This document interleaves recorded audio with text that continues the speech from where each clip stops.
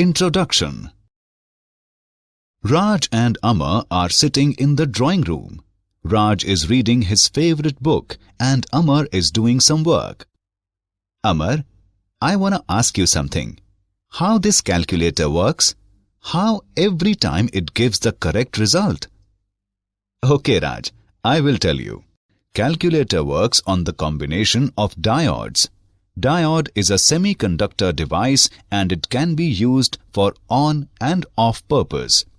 When the diodes arranged in a particular manner, then they give specific logical result. Okay, Amar, now I understand the basic concept of calculator.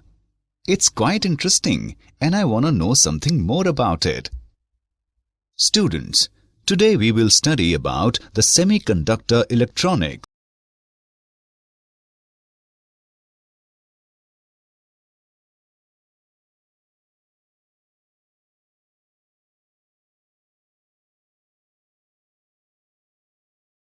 Objectives. At the end of this lesson, you will be able to know about energy bands in solids, define insulators, semiconductors and metals, understand intrinsic and extrinsic semiconductor, define N-type and P-type semiconductor, understand P-N junction, describe semiconductor diode, analyze forward and reverse biased junction diode, analyze VI characteristic of PN junction diode, define rectifier, explain Zener diode.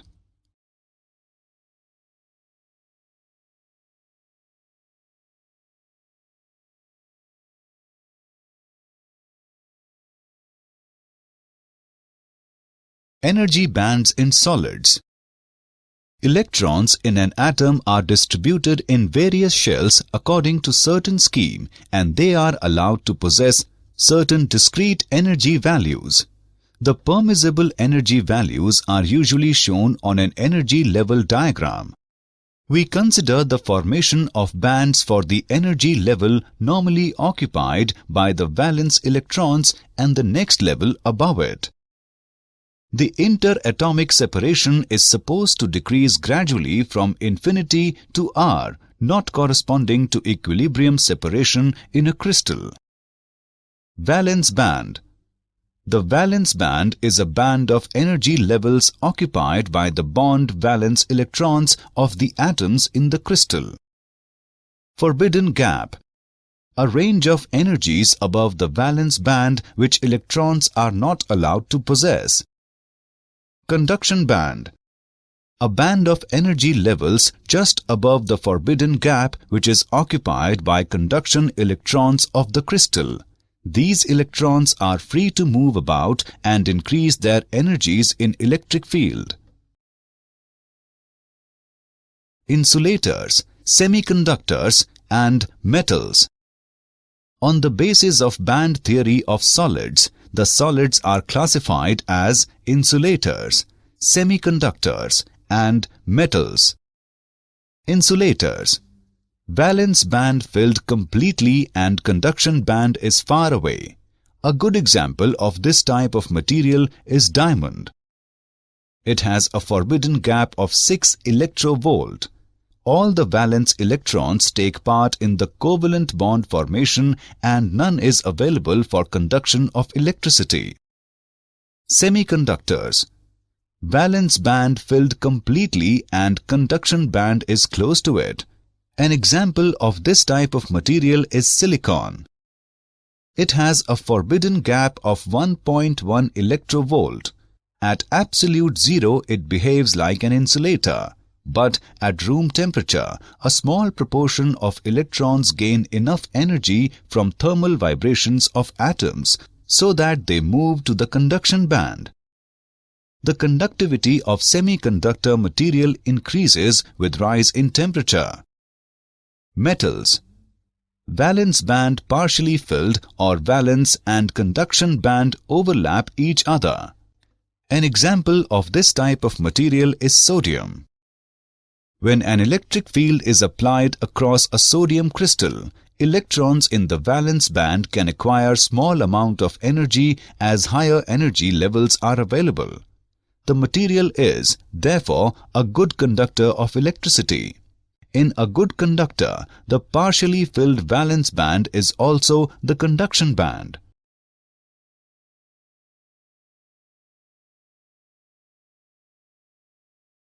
Intrinsic semiconductor.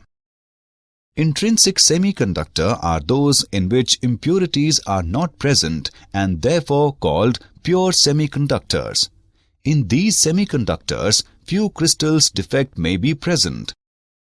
When a semiconductor is taken at 0 Kelvin, then it behaves as an insulator and conduction occurs at higher temperature due to thermal excitation of electrons from the valence band to the conduction band.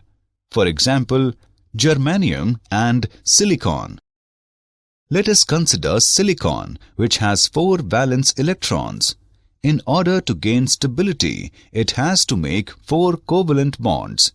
The electrons which are participating in the covalent bonds are known as valence electrons. If some energy is supplied, then covalent bonds break. Electrons will come out and move freely, resulting in the formation of vacant sites in the covalent bonds. These are known as positive charge carriers, named as holes. The number of conduction electrons will be equal to the number of vacant sites in the valence band.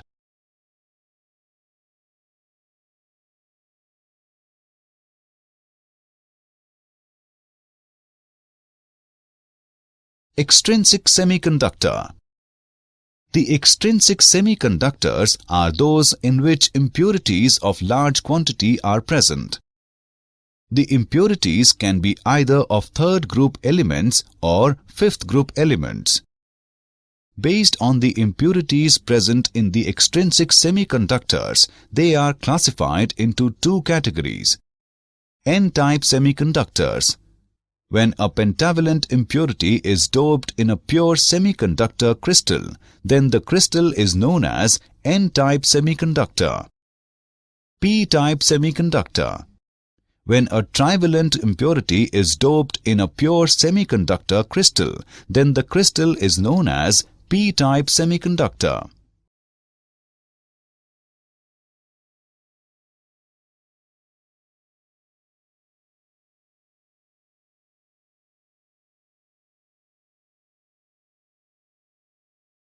N-type semiconductor. N-type semiconductors. In order for silicon crystal to conduct electricity, we need to introduce an impurity atom such as arsenic, antimony, or phosphorus into the crystalline structure. These atoms have 5 outer electrons in their outermost covalent bond to share with other atoms and are commonly called pentavalent impurities. This allows 4 of the 5 electrons to bond with its neighboring silicon atoms, leaving 1 free electron to move about when electrical voltage is applied. As each impurity atom donates 1 electron, pentavalent atoms are generally known as donors. The resulting semiconductor material has an excess of current-carrying electrons, each with a negative charge, and is therefore referred to as N-type material, with the electrons called majority carriers and the resultant holes minority carriers.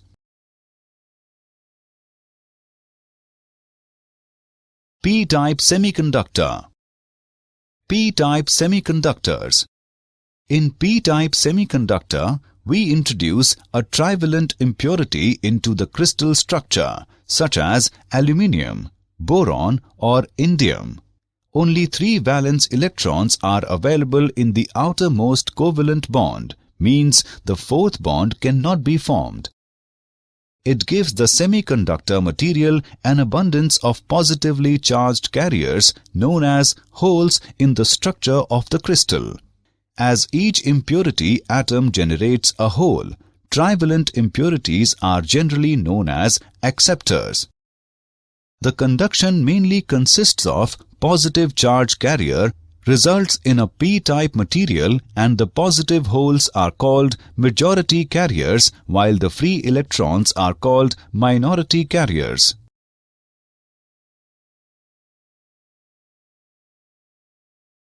Example on semiconductors. Let's take an example on semiconductors. A semiconductor has equal electron-hole concentration of 6 into 10 raised to the power 8 per meter cube. On doping with a certain impurity, electron concentration increases to 8 into 10 raised to the power 12 per meter cube. Let's see the solution. As the electron concentration increases, it is an n-type semiconductor. We know that Ni square is equal to product of Ne and NH, where Ni is concentration of intrinsic carriers, NH is hole concentration, and Ne is electron concentration. Therefore, NH is equal to Ni square divided by Ne. On putting the values, we get NH is equal to 4.5 into 10 raised to the power 4 per meter cube. Hence, the new hole concentration is 4.5 into 10 raised to the power 4 per meter cube. With the doping, energy gap decreases. p-n junction. If donor impurities are introduced into one side and acceptor impurities into the other side of a pure crystalline semiconducting material, a p-n junction is formed. The donor ion is indicated by a positive sign because after this impurity atom donates an electron. It becomes a positive ion.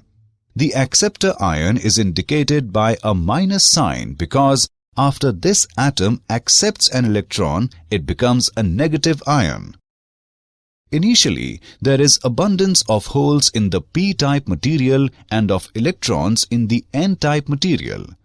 The holes in the p region will diffuse to the right across the junction and combine with electrons in the n region. Similarly, the electrons in the n region will diffuse to the left across the junction and combine with the holes in the p region. For every such diffusion recombination event, the left side of the junction acquires a negative charge and the right side a positive charge. As a result, an electric field will appear across the junction. Since the region of the junction is depleted of mobile charges, it is called the depletion region or the space charge region. To diffuse from the n region to the p region, an electron must climb the energy hill of height eV0. A hole must also climb an energy hill of the same height to diffuse from the p region to the n region.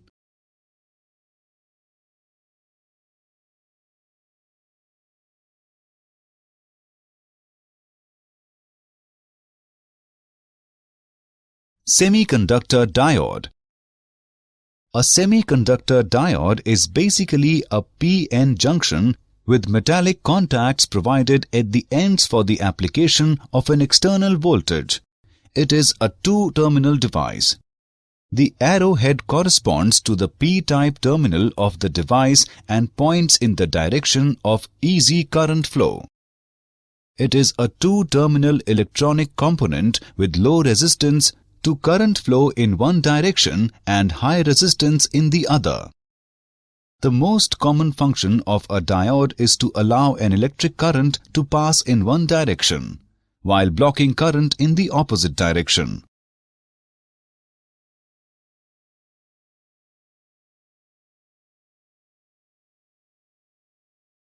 Forward-biased junction diode. When a diode is connected in a forward bias condition, a negative voltage is applied to the n-type material and a positive voltage is applied to the p-type material. If this external voltage becomes greater than the value of the potential barrier's opposition will be overcome and current will start to flow. Forward biasing condition represents the low resistance path through the p-n junction, allowing very large currents to flow through the diode with only a small increase in bias voltage. The actual potential difference across the junction or diode is kept constant by the action of the depletion layer. The negative voltage pushes or repels electrons towards the junction, giving them the energy crossover, and combines with the holes being pushed in the opposite direction towards the junction by the positive voltage. The application of a forward biasing voltage on the junction diode results in the depletion layer becoming very thin and narrow, which represents a low impedance path through the junction, thereby allowing high currents to flow.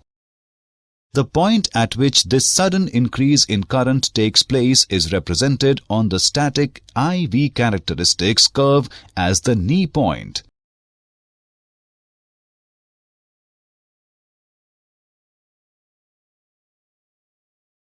Reverse biased junction diode. When a diode is connected in a reverse biased condition, a positive voltage is applied to the N-type material and a negative voltage is applied to the P-type material.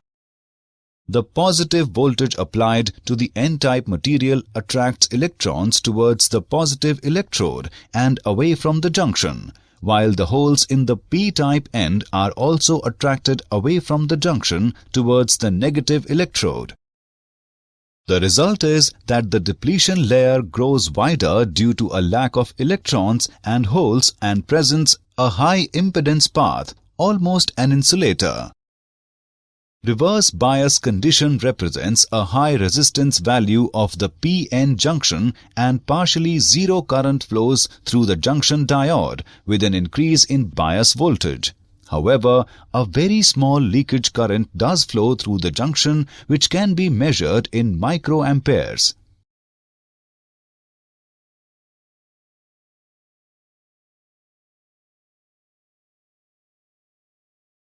PI characteristic of p-n junction diode. In forward bias, the current first increases very slowly till the voltage across the diode crosses a certain value. After the characteristic voltage, the diode current increases exponentially, even for a very small increase in the diode bias voltage. This voltage is called the threshold voltage or knee voltage. For the diode in reverse bias, the current is very small and almost remains constant with change in bias. It is called reverse saturation current. At very high reverse bias, the current suddenly increases. This voltage is called the breakdown voltage.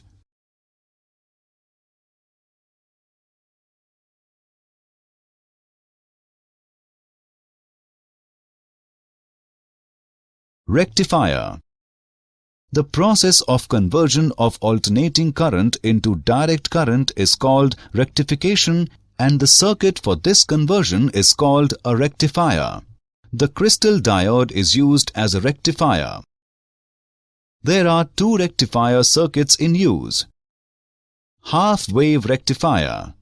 In half-wave rectifier, either the positive or negative half of the AC wave is passed while the other half is blocked.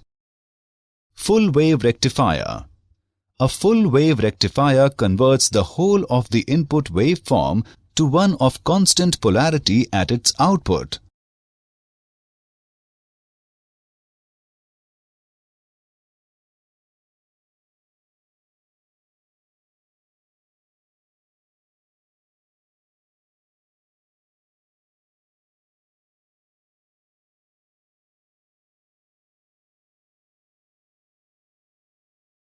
Half-wave rectifier. The AC signal to be rectified is connected across the primary terminals P1 and P2 of a step-down transformer. One of the secondary terminals S1 is connected to P region of junction diode, while the other secondary terminal S2 is connected to N region with a load resistance RL in series. The output voltage is taken across the load resistance RL. The AC input voltage across secondary terminals S1 and S2 changes polarity after each half cycle.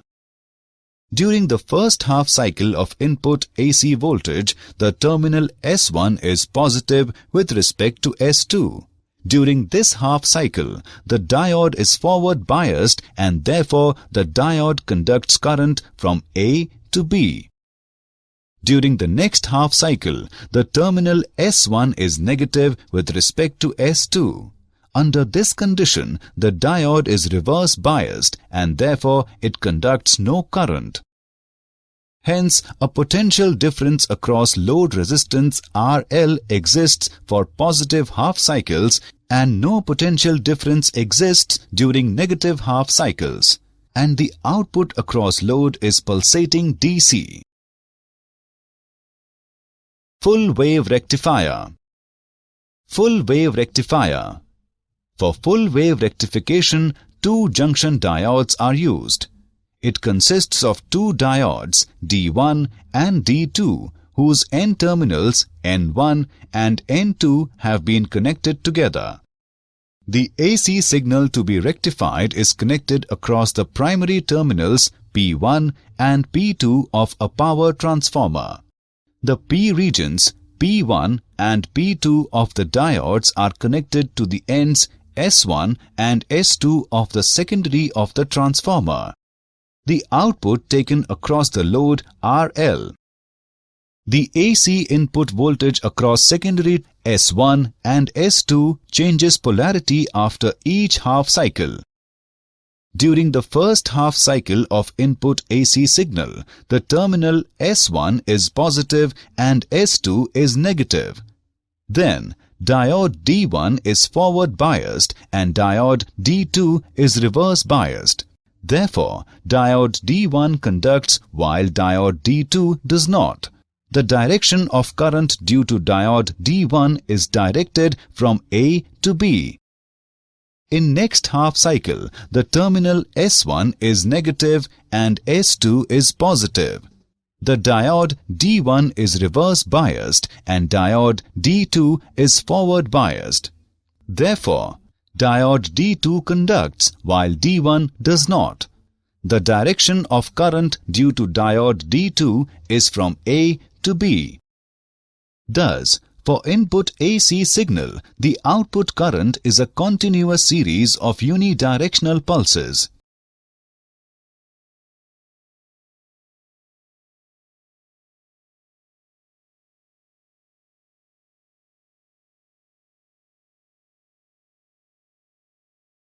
Zener diode.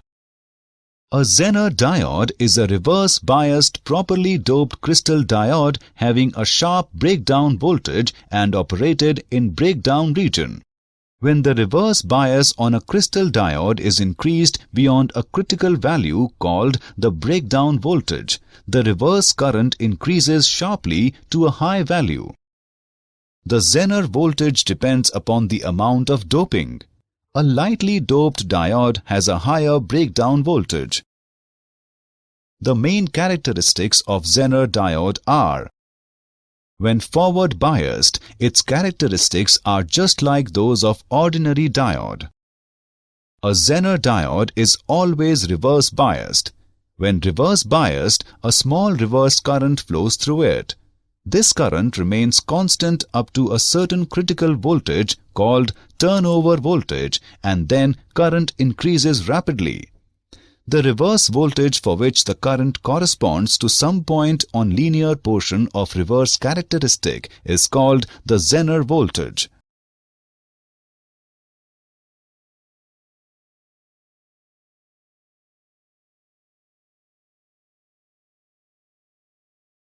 Did you know? Some materials are classified as semi-insulators. These have electrical conductivity nearer to that of electrical insulators. An example of a common semi-insulator is gallium arsenide. Silicon is the heart of any electronic device. Today, most semiconductor chips and transistors are created with silicon. The electronic areas of a chip are those treated with traces of chemicals such as boron and phosphorus, which alter the conductivity of silicon.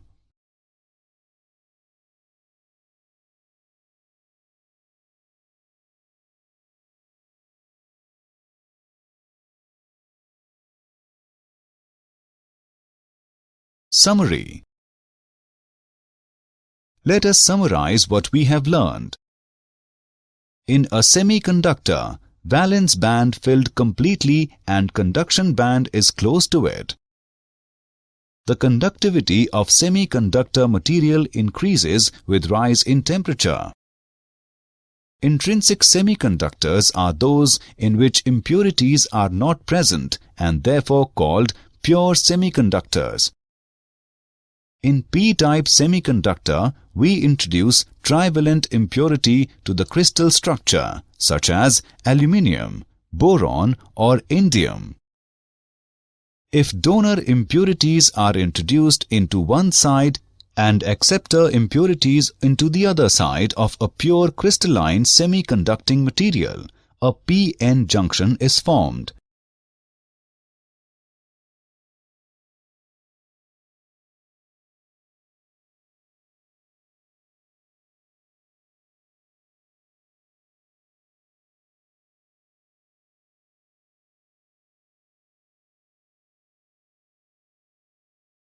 A semiconductor diode is basically a p-n junction with metallic contacts provided at the ends for the application of an external voltage. The process of conversion of alternating current into direct current is called rectification, and the circuit for this conversion is called a rectifier. A Zener diode is a reverse-biased, properly doped crystal diode having a sharp breakdown voltage and operated in breakdown region.